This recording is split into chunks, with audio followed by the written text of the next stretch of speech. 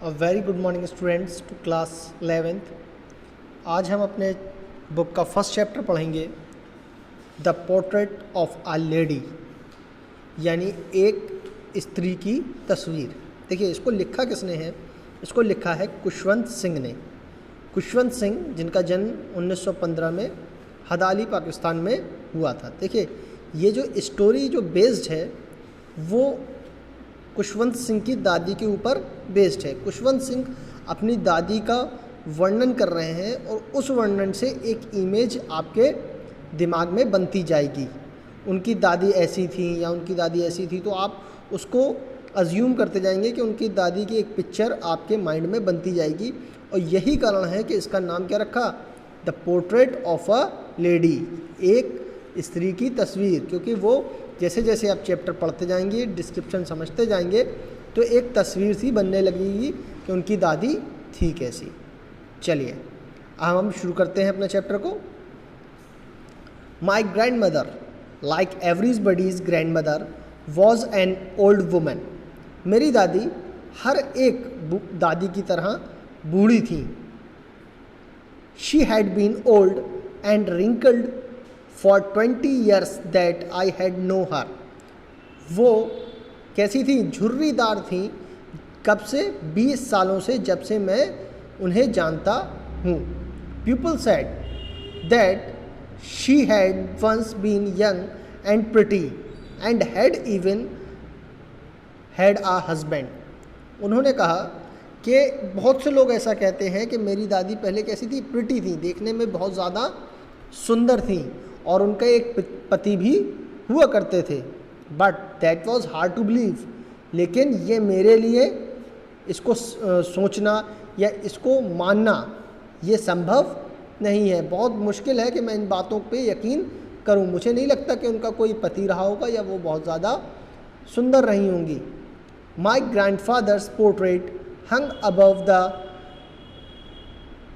Mental peace in the drawing room. मेरे दादाजी का जो फ़ोटो है वो कहाँ पे? मेंटल पीस, ड्राइंग रूम के ऊपर टंगा हुआ। मेंटल पीस, देखिए पहले के ज़माने में जो चिमनियाँ होती थी जिसमें आग जलती थी उसको कहा जाता था, ठीक है। उसके ऊपर मेरे दादाजी का एक फ़ोटो टंगा हुआ है। He wore a big turban and loose fitting clothes. वो एक बड़ी सी पगड़ी बांधे हुए हैं और ढीले ढाले कपड़े पहने हुए हैं। His long white breed covered best part of his chest. उनकी जो लंबी सी दाढ़ी है, सफ़ेद दाढ़ी, वो क्या कर रहा है? आगे के सीने के हिस्से को, चेस्ट के हिस्से को ढके हुए है। He looked at least 100 year old. वो कम से कम 100 साल बुढ़े दिखाई देते हैं। He did not look the sort of person who would have wife और चिल्ड्रन। वो ऐसे व्यक्ति नहीं लगते कि जिनके बीवी बच्चे हों। He looked as if he could only have lots and lots of grandchildren। वो कैसे दिखाई देते हैं? ऐसा लगता है कि उनके बहुत से नाती पोते हों। मतलब वो ऐसे नहीं दिखते, इतने बुढ़े नहीं हैं कि वो सिर्फ बीवी बच्चे वाले हों, बल्कि वो इतने ज़्यादा बुढ़े हैं कि ऐसा लगता है कि उनके बहुत से नाती पोते होंगे। As for my grandmother being young and pretty, the thought was almost revolting। ये मानना कि मेरी दादी बहुत ज़्यादा सुंदर थी, ये मेरे लिए असंभव है। मैं इसे नहीं मान सकता। रिवोल्टिंग मतलब किसी चीज़ पर विश्वास ना करना। मैं इस पर विश्वास नहीं कर सकता। She often told us of games she use to play in child.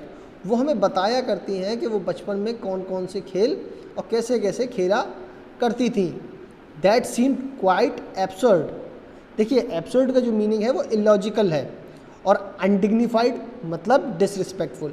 जब वो ये बातें बताती कि मैं बचपन में ऐसे खेलती थी, ऐसे खेलती थी, तो ये बातें मुझे कैसी लगती हैं? इलॉजिकल लगती हैं और डिसरिस्पेक्टफुल लगती हैं on her part, and we treated it like the fable of prophets she use to tell us. देखिए, फेबल मतलब होता है मनगढ़ंत कहानियाँ जिनसे हमें नैतिक शिक्षा मिलती है। जैसे बहुत से प्रवचन होते हैं ना, प्रवचनों में कहानी बताई जाती है जिसका सत्य से लेना देना नहीं होता है, लेकिन उनसे कुछ ना कुछ अच्छी बातें सीखने को मिलती हैं। तो जो दादी उनकी बताती थी कि मैं बचपन में खेलती थी, ये करती थी, तो ये उन्हें मनगढ़ंत कहानियाँ लगती हैं।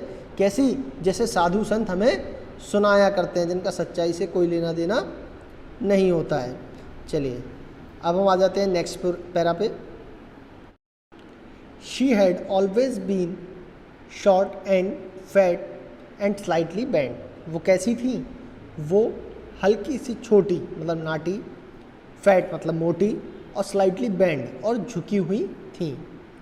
हर face was criss cross wrinkles running from everywhere to everywhere. उनके जो चेहरे पे झुर्रियाँ थीं वो इतनी ज़्यादा थीं जैसे क्रिस क्रॉस में रहती हैं। क्रिस क्रॉस यानी जैसे खिड़की वगैरह बनती है ना, अपनी लाइनें रहती हैं, पहले सीधी लाइनें रहती हैं और फिर तिरछी लाइनें रहती हैं, उस टाइप से उनकी फेस पे झुर्रियाँ थीं। No we were certain she had always been as we had know her. वो हमेशा वैसी ही थी जब से मैं उन्हें देखा या जब से मैं उन्हें जानता था। उनके अंदर कोई भी चेंज नहीं आया था। ओल्ड, सो टेरिबली ओल्ड, बूढ़ी, बहुत बूढ़ी, that she could not have grown older, इतनी बूढ़ी कि अब वो उससे ज़्यादा बूढ़ी नहीं हो सकती थी। And had stayed at the same age for 20 years, और 20 सालों से वो ऐसी ही दिखाई दे रही थी।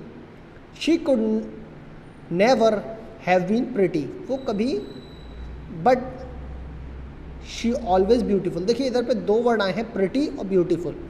वो सुंदर नहीं थी लेकिन वो सुंदर थी। देखिए प्रिटी का यहाँ जो इस्तेमाल किया गया है वो इस्तेमाल किया गया है उनके दिखावे की सुंदरता, उनके चेहरे की सुंदरता के लिए, और ब्यूटीफुल का इस्तेमाल किया गया है उनकी आंतरिक सुंदरता, मतलब उनके नेचर की सुंदरता के बारे में। ओके, वो देखने में उतनी सुंदर नहीं थी लेकिन हाँ वो नेचर में बहुत ज़्यादा सुंदर थी।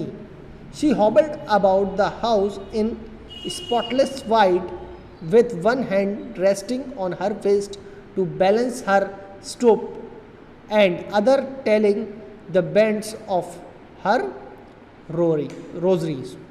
वो कैसी थी कि वो सफ़ेद कपड़े पहने रहती थी घर में, सफ़ेद कपड़े जैसे विधवा लोग पहनते हैं, बिल्कुल सफ़ेद कपड़े पहने रहती थी, स्पॉटलेस, जिस पे एक भी कोई कलर नहीं था, सिर्फ पूरा के पूरा सफ़ेद। और एक हाथ जो है वो क्या करती थी, एक हाथ जो है वो उनके वेस्ट पे रहता था, कमर पे रहता था, ताकि वो अपना बैलेंस बनाए रखें।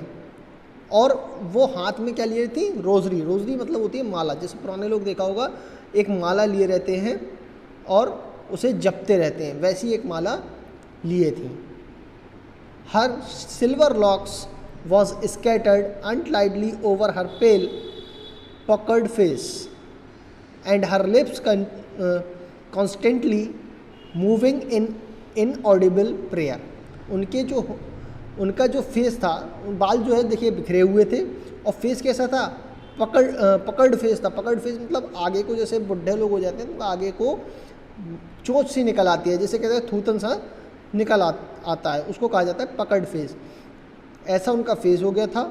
और लिप्स, जो उनके होंठ थे वो कैसे थे? हमेशा से चलने वाले, मतलब कंटिन्यूसली कैसे रहते थे? चलते रहते थे, लेकिन उनसे आवाज़ नहीं आती थी। जैसे बहुत से लोग माला लेके जपते नहीं रहते हैं, आवाज़ नहीं आती है लेकिन वो भगवान का नाम लेते रहते हैं, तो ऐसे ही वो करती थी। यस शी वॉज ब्यूटीफुल, हाँ वो बहुत सुंदर थी। She was like the winter landscape in mountain and expanse of pure uncertainty breathing peace and contentment. देखिए वो कह रहा, वो इतनी शांत थी कि जैसे कि क्या होता है, सर्दियों में पहाड़ होता है, पहाड़ पे लैंडस्लाइड होता है, बिल्कुल कैसा? शुद्ध, शांत और संतोषपूर्ण। बिल्कुल शुद्ध, शांत और संतोषपूर्ण होता है ना, जैसे सफ़ेद बर्फ़ जब खिसकती है, तो कहे ऐसा ही उनका नेचर था। बिल्कुल शुद्ध थी, शांत थी और संतोषपूर्ण थी, मतलब बिल्कुल अपने से मतलब रखने वाली थी। My grand mother and I were good friends. मैं और मेरी दादी बहुत अच्छे दोस्त थे।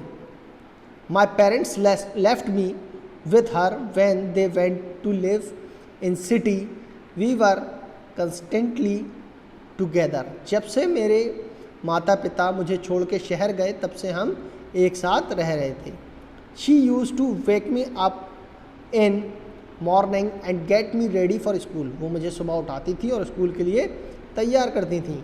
She said her morning prayer in monotonous sing song while she bath and dressed me in the hope that I would listen and get to know it by heart। मतलब वो जब मुझे तैयार करती थी, जब मुझे नहलाती थी, तो वो सुबह की जो मॉर्निंग प्रेयर होती थी वो उसे गुनगुनाती रहती थी, गाती रहती थी। क्यों गाती रहती थी? ताकि मैं भी उसे सुनूं और उसको याद कर लूं। I listen because I loved her voice. मैं उसको सुनता था क्योंकि मुझे उनकी आवाज़ पसंद थी। But never bothered to learn it. लेकिन कभी भी मैंने उसे याद करने का प्रयास नहीं किया, मतलब मैं उसे कभी याद करना ही नहीं चाहता था। Then she would fetch my wooden slate which she had already washed and plastered with yellow chalk, a tiny earthen ink pot and a red pen, tie them all in bundle and hand it to me। वो क्या करती थी, फिर मेरी एक slate उठाती थी जिसको उनने पहले से धो के और प्लास्टर करके रखा था येलो चॉक से। देखिए पहले के टाइम में जो स्लेट्स चलती थी तो उसे क्या कहता, पोता जाता था, तो बिल्कुल उनको पोत के बिल्कुल तैयार रखा था। और एक इंक पॉट और रेड पेन का बंडल, मतलब जो स्टेशनरी है उसका पूरा एक बंडल वो मेरे हाथ में थमा देती थी। After a breakfast of thick still chapati with little butter and sugar spread on it. फिर वो क्या करती थी, मुझे एक चपाती देती थी जिस पे क्या, घी और शक्कर डाली जाती, जैसे हम बंडल बना के खाते हैं ना रोल करके, ऐसे ही वो देती थी। वी वेंट टू स्कूल, फिर हम स्कूल जाते थे। She carried several still chapatis with her for her village dogs. फिर वो कुछ चपातियाँ अपने साथ लेके चलती थी, किनके लिए, गांव में जो और भी कुत्ते होते थे उनके लिए। My grandmother always went to school with me. मेरी दादी मेरे साथ हमेशा स्कूल जाती थी। Because school was attach to the temple, क्योंकि जो स्कूल था वो कैसा था, टेम्पल से अटैच था, मिला हुआ था। The priest taught us the alphabet and the morning prayer। जो प्रीस्ट, जो पुजारी था, वो क्या करते थे, वो मुझे अल्फ़ाबेट सिखाते थे। अल्फ़ाबेट मतलब वर्णमाला को सिखाते थे और सुबह की जो प्रेयर होती थी उसे सिखाते थे। While the children sat in rows on either side of veranda singing the alphabets or the prayer in chorus, my grandmother sat inside reading the scriptures। देखिए बरामदे में दोनों साइड बच्चे बैठे रहते थे और वो जो प्रेयर होती थी वो उसको गाते थे, एक ही स्वर में गाते थे। जैसे बच्चे चिल्लाते नहीं है, आपने पढ़ते हुए भी बच्चों को देखा होगा, एक साथ सब चिल्लाते हैं, तो उसी स्वर में वो लोग चिल्लाते थे बरामदे के दोनों साइड एक लाइन में बैठ गए। और जो दादी थी वो क्या करती थी, वो जाके ग्रंथों को पढ़ा करती थी, वहाँ अंदर बैठ के ग्रंथ पढ़ती थी। When we had both finished, जब हम दोनों का कार्य ख़त्म हो जाता था, we would walk back together, तो हम वापस घर की ओर निकल पड़ते थे। This time the village dogs would meet us at the temple door। और अब जो गांव के कुत्ते थे वो टेम्पल के मतलब मंदिर के दरवाजे पर हमारा इंतज़ार कर रहे होते थे। They followed us to our home, growling and fighting with each other for chapatis we threw to them। वो एक दूसरे से लड़ा करते थे और हमारे साथ पीछे पीछे हमारे घर तक आते थे उन चपातियों के लिए जो हम चपाती उन्हें फेंका करते थे। ओके स्टूडेंट्स, तो ये यहाँ तक की स्टोरी थी आपके 4 पैरा की। अब इसको आप रीड करना, आगे के पार्ट्स आपको कंटिन्यूसली मिलते हैं।